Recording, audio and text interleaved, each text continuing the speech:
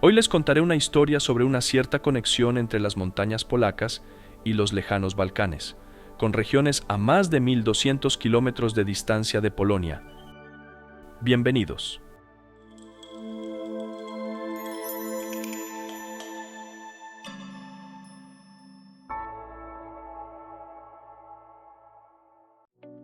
El pretexto para la historia será un viaje al monte Gorz, ubicado en la parte oriental del Parque Nacional de Gorzański. La montaña tiene una altura de 1228 metros. En su cima hay una torre de observación. Nos detenemos en el pueblo de Seki. El sendero tiene poco más de 13 kilómetros y no debería tomar más de 4 horas y media para recorrerlo. Caminamos hacia la torre utilizando el sendero azul.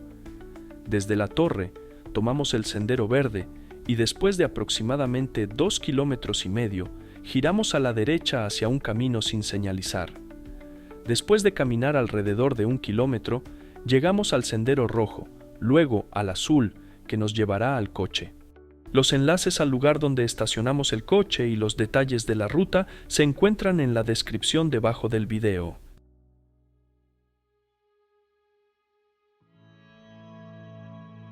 Es el comienzo de mayo del año 2023. La primavera aquí apenas comienza a despuntar. Aparecen las primeras flores y las primeras hojas. Después de una escalada de 1 hora y media, llegamos a un prado llamado Svinkówka. Desde aquí, la torre de observación, que es nuestro objetivo, ya es visible. Y ahora es el momento adecuado para comenzar la historia adecuada. La gran mayoría de estos prados en las montañas polacas no se formaron de manera natural. Fueron creados por personas, los valacos, una nación misteriosa que originalmente habitaba la península balcánica. Retrocedamos en el tiempo, profundamente en la Edad Media. Los ancestros de los valacos, que llegaron a los territorios de Polonia, inicialmente habitaban las áreas de la actual Croacia, Serbia y Montenegro hasta el V siglo de nuestra era. Después de la caída del Imperio Romano, hubo una expansión de los eslavos del sur. En ese momento, los valacos fueron empujados hacia las regiones montañosas de la actual Albania, Macedonia del Norte y el norte de Grecia. Es aquí donde comenzaron a dedicarse al pastoreo, criando ovejas y cabras. Llevaban un estilo de vida nómada, moviéndose con sus rebaños de un lugar a otro, llegando a Bulgaria y los Cárpatos en la actual Rumania, intentando a lo largo del camino crear elementos de su propio estado. Las duras condiciones de vida en las montañas y la falta de asentamientos permanentes los hicieron duros, resistentes y belicosos. Mientras tanto, en el siglo XIV, el Imperio Otomano invadió Europa y ocupó parcialmente los Balcanes, incluyendo las áreas de la actual Bulgaria y Rumania, lo que llevó a una parte significativa de los valacos a moverse hacia el norte, principalmente a las regiones montañosas de la actual Ucrania, Eslovaquia y Polonia. Así comenzó el asentamiento de los valacos en las montañas polacas. ¿Pero por qué se les permitió asentarse aquí tan libremente? Había dos razones principales. La primera razón fue militar. Como personas duras y belicosas, tenían la obligación de guardar las rutas comerciales a través de los pasos de montaña, defender las ciudades polacas cercanas en caso de invasiones de ejércitos extranjeros y, a llamado del rey, unirse a las filas del ejército polaco y participar en guerras. La segunda razón fue económica. En la Edad Media, la población eslava polaca se dedicaba a la agricultura. A principios del siglo XIV, Europa experimentó la llamada Pequeña Edad de Hielo, que causó una disminución significativa en la producción agrícola y, en consecuencia, una crisis alimentaria. Por lo tanto, los terratenientes estaban ansiosos por aceptar el asentamiento de los valacos, que gestionaban las áreas montañosas donde la agricultura tradicional ya no era posible. pero el pastoreo y la cría de cabras y ovejas eran perfectamente factibles. Como parte del alquiler, los valacos proporcionaban carne de oveja, lana y quesos de oveja previamente desconocidos en Polonia.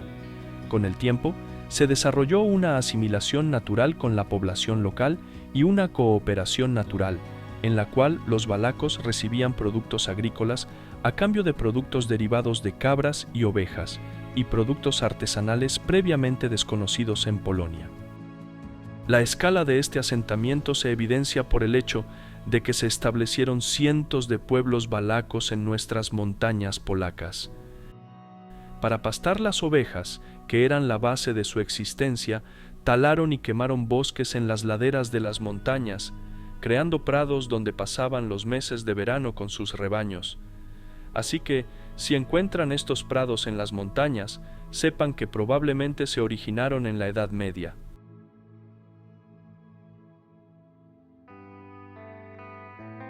Estamos en la torre de observación. Lleva el nombre de David Valaco. ¿Quién fue David Valaco? Ahora es un momento para disfrutar de las vistas desde la torre y continuaré contando la historia.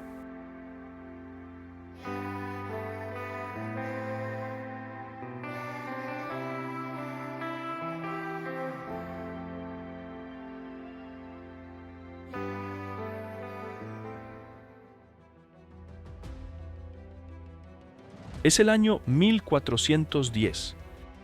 Cada polaco conoce esta fecha porque el 15 de julio de este año, cerca del pueblo de Grunwald en el norte de Polonia, tuvo lugar una batalla victoriosa entre los ejércitos polacos y lituanos liderados por el rey de Polonia, Władysław Jagiello, contra la orden teutónica que marcó el comienzo del fin del dominio teutónico en Pomerania polaca. Mientras tanto, en el sur de Polonia, en las áreas donde actualmente nos encontramos, el entonces aliado de la Orden Teutónica, el rey de Hungría en ese momento, Sigismundo de Luxemburgo, invadió estas tierras y las devastó, destruyendo, entre otras cosas, el pueblo de Ochotnica, que se encuentra al pie de la montaña donde estamos ahora. La invasión fue repelida. En las luchas contra los húngaros, grupos de valacos lucharon junto a las tropas polacas. A uno de estos grupos, en reconocimiento a sus contribuciones en las batallas, se les permitió asentarse aquí y reconstruir Ochotnica. El líder de este grupo, un tal David, recibió un acto de localización por el rey Władysław Jagiello en el año 1416, estableciéndolo como el jefe de aldea hereditario de Ochotnica. En la Edad Media aún no se usaban apellidos. Estos aparecieron varios siglos después. Valaco es, por lo tanto, un apodo que indica su afiliación étnica. Los descendientes de David adoptaron el apellido Ochotnicki. Algún día haré una película sobre el asentamiento de los valacos en tierras polacas.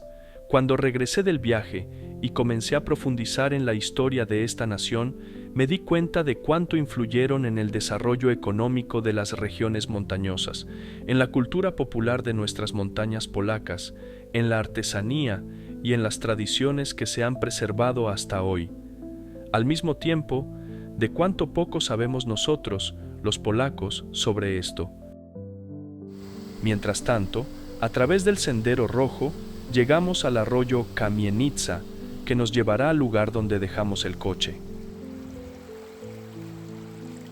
En el camino, pasaremos por un área de camping en el prado Trusiówka, donde pueden encender una hoguera y asar salchichas.